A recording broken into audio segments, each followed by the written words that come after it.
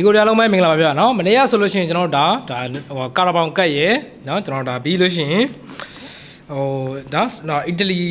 လီကတ်ရယ်နော်ဒါနှစ်ပွဲပြောခဲ့တယ်ဒါမန်စီးတီးပွဲရယ်အင်တာမီလန်ပွဲရယ်ကိုနှစ်ပွဲပေးခဲ့တယ်ဗျာနော်ဒါမန်စီးတီးပွဲကိုတော့ကျွန်တော်ဒါဘော်ဒီပဲရခဲ့တယ်ဂိုးပေါင်းအောက်ပေးထားတာနော်ဒါဟိုမန်စီးတီးကအနည်းဆုံးတရေသို့မဟုတ်ဒါ 1C 2C လောက်နဲ့နော်ကျွန်တော်ဒါထိန်းကန်သွားမလားဆိုပြီးတော့ကျွန်တော်ဒါဟို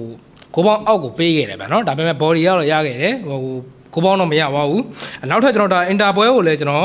်ဒါအင်တာအနေနဲ့ဒါတိုဗီနိုနှလုံးလောက်ပြတ်မှာကျွန်တော်ဒါအောင်မဲ့ဈေးတန်းဖြစ်တဲ့အတွက်ကြောင့်ကျွန်တော်နော်ဒါအင်တာမီလန်ဘော်ဒီကိုကျွန်တော်ဘက်ကန်ပြီးတော့တိုဗီနိုဘော်ဒီရဲ့ဂိုးပေါင်းအပေါ်ရေးပေးခဲ့တယ်ဗျာနော်အင်တာပွဲကတော့ကျွန်တော်ဇုံရသွားတယ်ကျွန်တော်မန်စီးတီးပွဲကတော့ဂိုးပေါင်းမရဘူးဘော်ဒီပဲရခဲ့တယ်ဗျာနော်ဒီနေ့မှလည်းကျွန်တော်တို့တော့ဒါဟိုစပိန်ကတ်ရဲ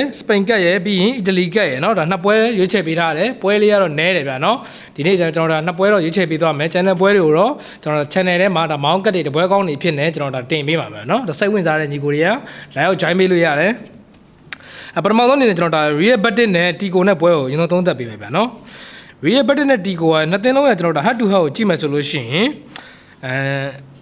ဘတ်တဲ့အိမ်ခွဲမှာနောက်ဆုံးတွက်ဆုံခဲ့တဲ့အချိန်မှာကျွန်တော်တို့တီကိုကနိုင်တာများတယ်ဗျာနော်ဟိုတီကိုကနိုင်ထားတာများတယ်နောက်ဆုံးတွက်ဆုံခဲ့တဲ့9ပွဲလောက်မှာရောတီကိုဒီကျွန်တော်ဒါဟို 70% เนาะ80%လောက်နိုင်ထားတယ်တရေကြတာ10% လောက်ရှိမယ်ဘတ်တစ်နိုင်တာ20% လောက်ပဲရှိရဗျာနော်အဲ့တော့ဟိုတွက်ဆုံမှုအရာရောလက်ရှိခြေဆွမ်းရရောဆိုလို့ရှိရင်ကျွန်တော်တီကိုတော့ပိုကြိုက်မိတယ်ဒါပေမဲ့ဟိုမကစားခင်မှာကျွန်တော်နော်တခုတော့ပြောချင်တာဗာလဲဆိုတော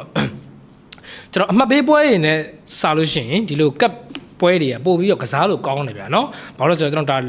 ဟိုလုတ်ပွဲတွေဖန်တီးပွဲတွေเนาะဒါဘူဂီပွဲတွေတိတ်မပါလာဘူးလို့ကျွန်တော်ထင်တယ်ယူဆတယ်ဟိုကတ်ပွဲတွေဆိုတော့เนาะဒါခြေသားတဲ့အတင်းကနိုင်သွားတာပဲကျွန်တော်ဒါဟိုလီအမှတ်ပေးလီဆိုလို့ရှိရင်တော့ခြေဘယ်လောက်ကောင်းကောင်းကျွန်တော်အသိငယ်လေးကပြန်နိုင်တာတို့เนาะဒါဟိုခြေအောင်မပေးတာတို့เนาะဒီလိုပွဲမျိုးရှိရဲဒါပေမဲ့ကတ်ပွဲတွေဒီဟိုဈေးတန်းအောင်တာများတယ်ဗျာเนาะဟိုကိုယ့်ဘာသာကိုချင်းဆော့ပါဒါကျွန်တော်ဒါပြတ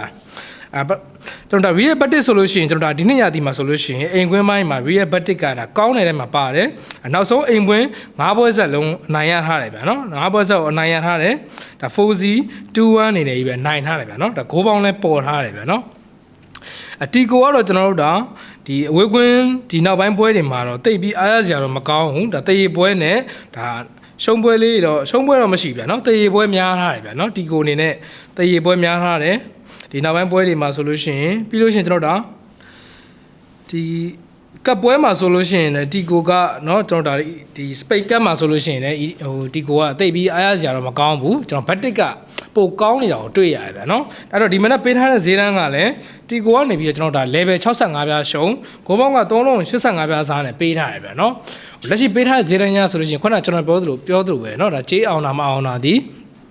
ကပ်ပွဲတွေကကျွန်တော်တို့ဒါပို့ပြီးဆော့လို့ကောင်းတယ်လို့ပြောတယ်ဆိုတာကျွန်တော်เนาะဒါဟိုခြေသားတဲ့အတင်းကောင်းတဲ့အတင်းကဒါနိုင်တာများတယ်ဗျာเนาะပြောမှဆိုအပေါ်ကြီးအောင်တာများတယ်အဲ့တော့ကျွန်တော်ဒီနေ့ပွဲမှာ level 65ပြားရှုံးတဲ့ Tico body နဲ့ပဲကျွန်တော်စွန့်စားခြင်းနဲ့ဂိုးပေါင်းကတော့ကျွန်တော်တို့385ပြားအစားဖြစ်တယ်ဗျာเนาะဂိုးပေါ်နိုင်ကြီးလည်းများတယ်ဗျာเนาะအနည်းဆုံး2-1တစ်ပေါက်လောက်လည်းသွားဖို့များသလိုနှစ်သင်းလုံးရဲ့ head to head ကိုကြည့်မယ်ဆိုလို့ရှိရင်လည်း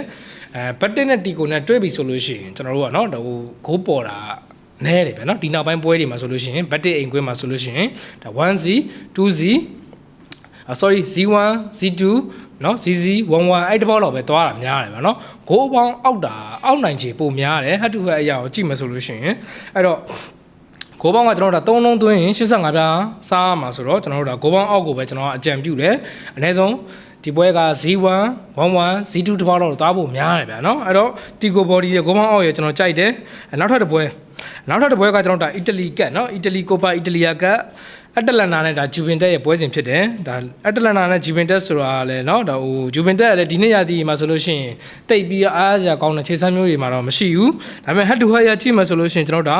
အတလန်နာအိမ်ကွင်းမှာဆိုလို့ရှိရင်ဂျူဗင်တက်ကတရေသို့မဟုတ်အနိုင်ကန်ထားတာကြီးပဲเนาะအတလန်နာအိမ်ကွင်းထိကိုကျွန်တော်တို့ကဂျူဗင်တက်ကရှုံးထားတာတော့ဒီနောက်ပိုင်းပွဲတွေမှာမရှိဘူးတော်တော်လေးကိုနဲတယ်အပြင်ဒီအတလန်နာရဲ့ကျွန်တော်ဒါအိမ်ကွင်းဆန်းဆောင်ရေကျွန်တော်ကြည့်မယ်ဆိုလို့ရှိရင်လည်းအတလန်နာကအိမ်ကွင်းမှာကောင်းတော့ကောင်းတယ်ဗျာနော်ဒါပေမဲ့ဟိုအတင်းကြီးနဲ့တွေ့လို့ရှိရင်ရုံးကန်ရလေးရှိတယ်ပြီးလို့ရှိရင် CDA မှာအကျင့်တစ်ခုရှိရဗျာနော်ကျွန်တော်ဒါအမှတ်ပေးပွဲပဲဖြစ်ဖြစ်ဒါကတ်နော်ဒါဟိုကိုပါအီတလီယာကတ်တွေမှာပဲဖြစ်ဖြစ်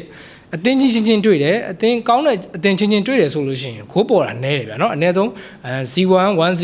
နော်11 2C အဲ့ဒီတစ်ပေါက်ပဲသွားတာများတယ် အဲ့တော့ဒီအတလန်နာနဲ့ဂျူဗင်တက်ရဲ့ပွဲကိုကျွန်တော်အဓိကပေးချင်တာကတော့เนาะဒါကိုပေါင်းအောက်ကိုပေးချင်တာဗျာเนาะကိုပေါင်းကကျွန်တော်တို့နှလုံးကို65ပြားရှုံးเนาะနှလုံးကိုအပြည့်နီးပါဒါရှုံးမဲ့ဈေးလည်းမျိုးဖြစ်တယ်အဲ့တော့အဓိကပေးချင်တာကကိုပေါင်းအောက်ကိုကျွန်တော်ပေးချင်တယ်ဘော်ဒီကတော့ကျွန်တော်တို့ဂျူဗင်ကတရေ15ပြားရှုံးဆိုတော့15ပြားလောက်ရင်းပြီးတော့ပဲ